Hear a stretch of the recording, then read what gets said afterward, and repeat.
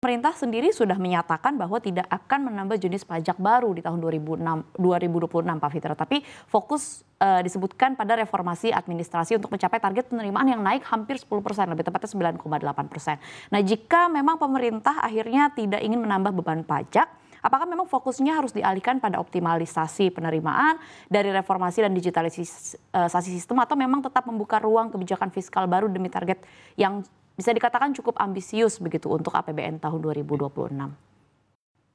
Ya, jadi kalau kita lihat postur dari sisi penerimaan ya 3.147 triliun nih dibandingkan dengan di tahun ini 3.000 triliun yang kemudian direvisi karena memang ada aspek shortfall juga terkait dengan PNBP, juga terkait juga dengan aktivitas geopolitik dan geoekonomi yang menekan sehingga potensi penerimaan di tahun ini ditenggarai cuma 2.825 atau 2.865 triliun rupiah, ya itu dari sebelumnya itu di posisi 3.005 triliun rupiah. Tapi kita melihat bahwa ke depan tahun 2026 itu 3.147 triliun atau kenaikan hampir 10% itu bukan hal yang irasional, bukan hal yang mengada-ngada, tapi hal yang sesuai dengan trajektori kami. Nah, kami melihat bahwa yang paling penting adalah meluaskan, meningkatkan potensi-potensi ekonomi sehingga itu bisa meningkatkan atau generating revenue, itu yang pertama. Kenapa kami juga melihat bahwa ada 8 tadi sektor prioritas yang memang kami identifikasi sebagai ruang-ruang yang bisa tumbuh dan menghasilkan pertumbuhan ekonomi yang juga menghasilkan untuk sektor revenue. Nah, salah satu presidennya yang juga sudah terjadi adalah bagaimana di kuartal kedua kami melalui Kementerian Keuangan mengidentifikasi bahwa untuk menormalisasi pertumbuhan ekonomi yang mana di kuartal 1 cuma 4,87%, itu perlu aktivitas intervensi terutama di disposable income dan juga ya kaitannya dengan ekonomi kreatif. Nah, makanya ada 24,4 triliun yang digelontorkan di kuartal kedua dan itu fokusnya kepada bansos itu 11,9 triliun rupiah untuk 18 juta keluarga penerima manfaat. Kemudian ada bantuan subsidi upah itu 10,72 triliun. Itu juga untuk 18 juta ya penerima manfaat plus juga guru, dan ditambah lagi dengan 0,95 triliun subsidi untuk transportasi dan juga subsidi untuk tol 0,65 triliun, yang mana itu menjaga aktivitas disposable income. Yang kedua juga meningkatkan potensi ekonomi kreatif sebagaimana di kuartal kedua itu juga terefleksi pada peningkatan dari sisi akomodasi makanan dan minuman. Kalau kita lihat dari PDB dari sisi lapangan usaha itu tumbuh 8,05%, dan juga kalau kita lihat dari jasa lainnya itu tumbuh 11,3%. Nah, ini menunjukkan bahwa memang intervensi itu ketika tidak perlu banyak-banyak, tetapi itu signifikan dan diidentifikasi sebagai sektor yang memiliki faktor pengganda yang signifikan, itu mampu untuk menopang pertumbuhan ekonomi, sebagaimana kita juga melihat di kuartal kedua kemarin. Nah, juga yang paling penting adalah tidak menaikkan pajak ansih ya. Jadi kalau misalnya pun ada aktivitas PMSE yang menjadi target atau objek pajak, itu bukan objek pajak baru ya, sebagaimana yang sudah senantiasa disampaikan oleh Kementerian Keuangan, itu objek pajak yang memang sudah ada sebelumnya, dan ini merupakan formalisasi ya dari apa yang sudah direncanakan sebelumnya.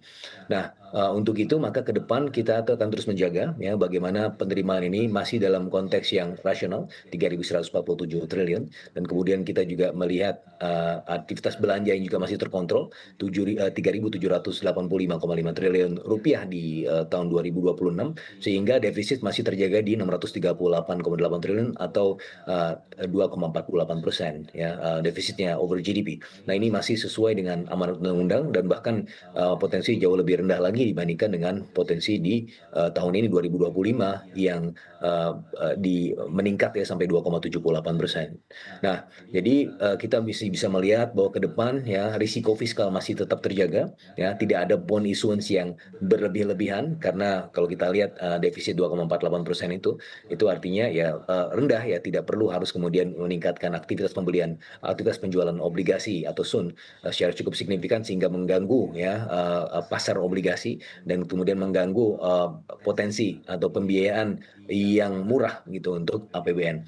Sehingga semua variabel-variabel itu sudah dapat dikontrol ya dari sisi penerimaan, dari sisi belanja, dan dari sisi identifikasi sektor-sektor strategis. Dan ini tentunya kalau kita lihat referensinya adalah Undang-Undang 17 tahun 2003 tentang keuangan negara, Money Follow Function.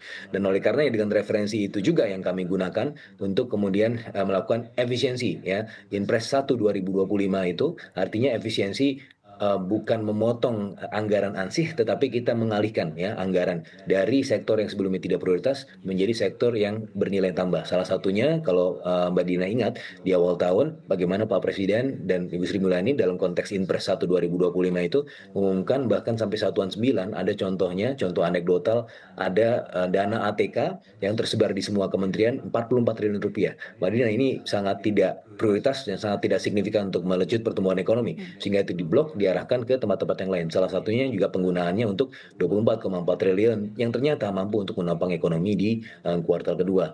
Nah, sehingga juga kalau kita lihat di daerah, meskipun kalau kita lihat dari sini transfer ke daerah mungkin itu menjadi concern utama ya para orang-orang atau Pemda yang di daerah. Tetapi kalau kita lihat alokasi secara umum dari pemerintah ke daerah melalui program-program prioritas itu akan jauh lebih banyak digelontorkan ke daerah.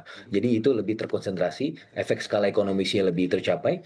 Dan kalau Mbak Dina ingat ya, jadi ada pemenang Nobel ekonomi yaitu Esther Duflo dan Abhijit Banerjee yang justru menggunakan contoh kasus Inpres kita di beberapa puluh tahun yang lampau ya, Inpres SD, Inpres yang lain-lain ya, untuk program-program prioritas pembangunan, itu mereka mendapatkan Nobel ekonomi di sana karena itu menjadi satu novelty bagi aspek pembangunan ya satu negara yang juga inklusif.